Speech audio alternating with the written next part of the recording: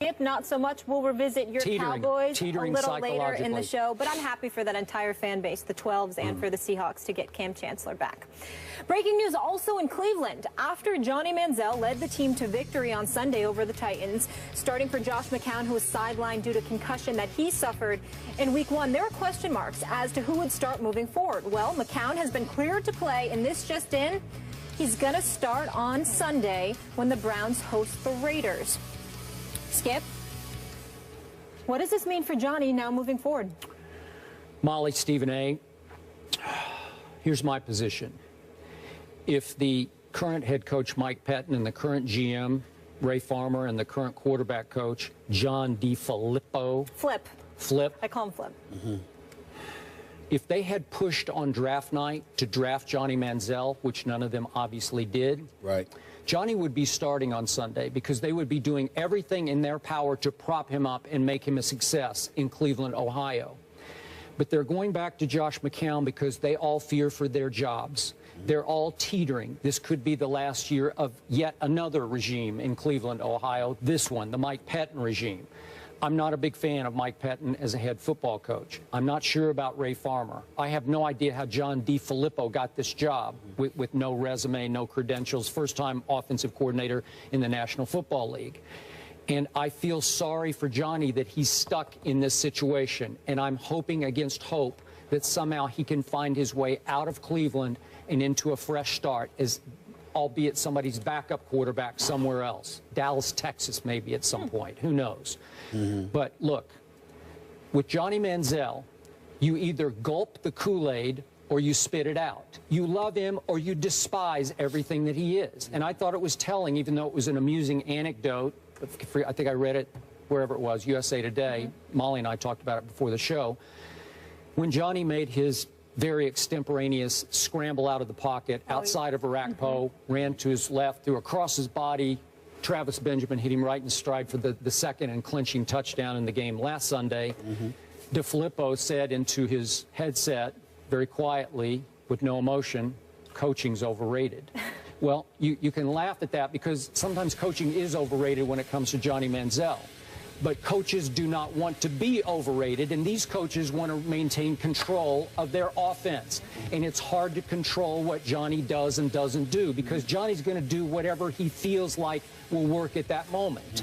Cliff Kingsbury, now the head coach at Texas Tech, used to tell me that when he was the coordinator at A&M, Johnny would come to the sideline, as he's winning a Heisman Trophy, and say, "Coach, I'm sorry, I apologize." And Kingsbury would say, "You never have to apologize for scoring a touchdown." Well, it's the same with these guys, except you do have to apologize to this staff because they don't like you scoring a touchdown even that way. And I look at the skill players, I put quotes around skill players, around Johnny Manziel. It's pathetic. It's the worst in the National Football League. I'm looking at Isaiah Crowell as their leading rusher. He was undrafted. Travis Benjamin's the leading. He's the only threat they have on offense. He was a fourth-round pick. Yeah, he has played very well because he can fly. But Andre Hawkins, he was undrafted. Gary Barnidge is a tight end, was a fifth-round pick of Carolina. Are you serious? This is it. This is what you're working with. The offensive line outside of the left tackle, who's very good, is below average. They have a hard time protecting anybody, including Josh McCown or Johnny Manziel. So this is what you're stuck with. It was amazing that Johnny won the game the other day. I know he hit only 9 out of 18 passes, but the 2 big touchdowns. And they were fortunate they were playing against a Marcus Mariota who was flat out overmatched even against Pettine's defense, which had figured out that all he does is pick and pop, dink and dunk. And if you'll take away the first quick read, you'll make him struggle. And they hit him and they knocked him around, and you made the point he got dinged early in the game and he was never the same. But my point is, this is what Johnny is stuck with. So in a way, I'm relieved for him not having to start for this team. But again, if he had a support system around him, an organization that believed in him, he'd be the starting quarterback, and they would be doing everything in their power to tailor the offense to make him the success that I know he can be in the National Football League. Well, I think a legitimate argument can be made that you are being unfair to the Cleveland Browns organization. But I will say that to you in fairness to you and your football expertise, because what I'm about to point out is something Merrill Hodge told me, as opposed to me knowing it myself. He's the biggest anti-Johnny critic. But he wasn't in this particular instance, he wasn't criticizing Johnny Manziel, because I am aware of that. But I just want to throw this out to you to see what makes sense. He talked about how they didn't require, rather, Johnny Manziel to stand in the pocket all afternoon long. There were no two-step, three-step drops or whatever. Now, he ended up throwing some long passes to Travis Benjamin, who had about 3 receptions for 115 yards and 2 touchdowns. We know that. But at no time was Johnny Manziel required to do those things, because they didn't believe that tailored to his game, nor was he ready for it. Yep. Then they looked at their personnel and said, like you just said, what do we have? So when we look at it from that perspective, let me tell you what Johnny Manziel, his teammates, not Johnny Manziel himself, because you know when we were at the finals, I saw Johnny Manziel on a couple of occasions, all right? And those conversations that he and I had, I'll leave to us, because he didn't ask me to divulge them. I'm certainly not going to violate his trust like that. But I will tell you what his teammates said, and they want it put out there. There's a difference between Brian Hoyer and Josh McCown. When you look at Brian Hoyer, he was that guy that wanted that job. Did y'all see that movie Draft Day? With Kevin Costner? He came on this show and talked about it. And if you remember, there's a scene in there, and it's amazing. Ironically, the franchise he was overseeing was Cleveland. And he was talking about how the quarterback on the team was worried about Kevin Costner drafting another quarterback.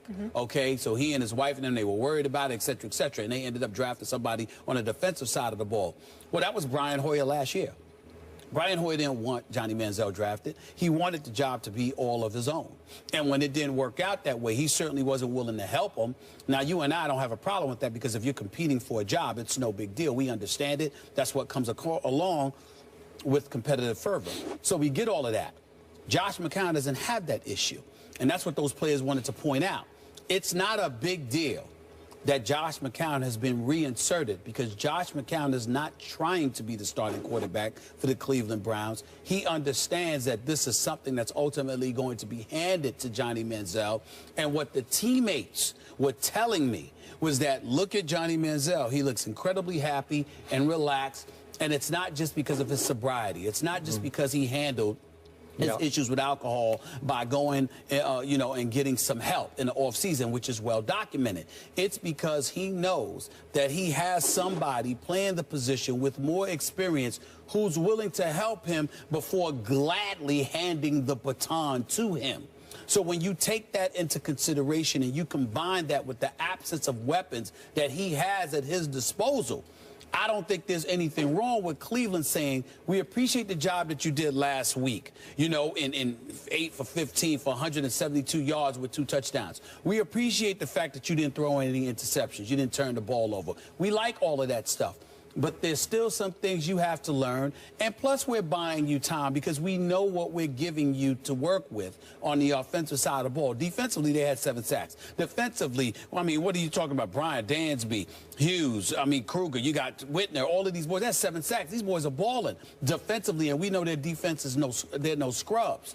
So if the defense is keeping you in the game, but you're limited offensively, and ultimately it could lead to diminishing your level of confidence, I think that the Cleveland Browns may actually be doing something right on the offensive side of the ball for a change, in terms of giving him some time to learn even more, instead of throwing him to the wolves with the minimal amount of weapons he has. Okay, I hear that case. Where I disagree is with your conclusion that they're waiting to hand the baton to Johnny Manziel. I don't buy that.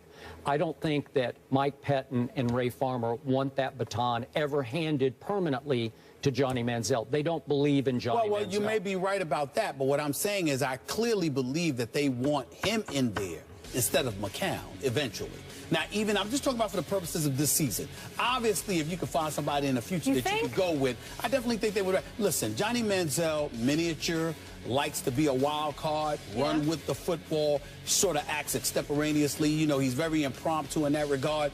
You may not want that if you are a head coach. So I certainly agree with Skip that from a long-term perspective, they're not that high on Johnny Manziel. But for the purposes of this season, I don't think they want somebody like Mccown in there all 16 games. If Johnny Manziel develops to the point where they're able to insert him a few weeks into the season and allow him to be the starting quarterback for the team the rest of the way, you have to remember, at the very least, he's box office. At the very least, he's going to come, even though folks are going to watch football, he's going to fill the seats. You're going to be interested in what he's doing.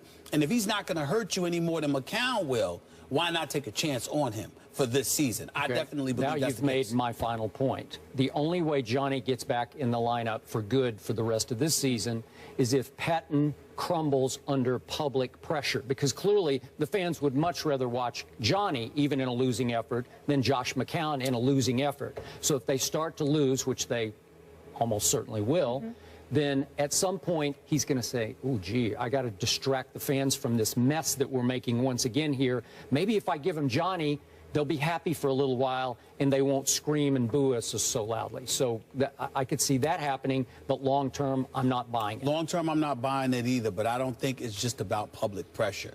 I think that as a coach, you kind of like, if you've got Mccown as your option, you kind of like the thought of Johnny Manziel being out there. And you just pray that he's effective. Yep. You don't want him to kill you, but if he's effective, he's clearly more entertaining to watch. And then when you see how the teammates, you know, galvanize around him, mobilize around him, that's a tribute to Johnny as well. So I think that Patton and those boys would welcome that. The reason why it's hard to root against Mccown is because Mccown, from what I'm told, came in there from day one and was all about helping Johnny Manziel. I'm telling you, everyone there that I spoke to raved about the relationship that Mccown was able to cultivate with Johnny Manziel, because he said, look, I've been here. He's a professional cultivator. That's what he does. No, seriously, he goes to stop after stop and he cultivates. He's like, this is what... Well, seriously, he does. I'm totally...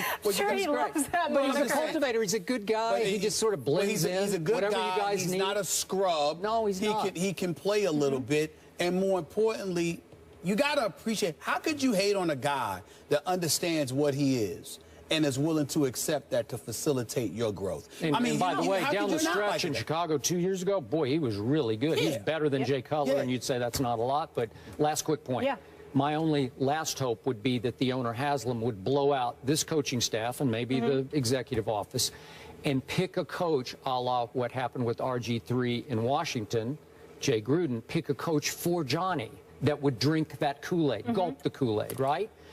Okay, it didn't work out so well for RG3, but I would love to see that happen for Johnny's sake. Gotcha. But again, what you guys mentioned earlier, if you're a Johnny supporter, really two ways to look at it. Blessing in disguise because of the supporting cast, or let the guy, throw him into the fire. They're hosting the Raiders and keep the momentum going.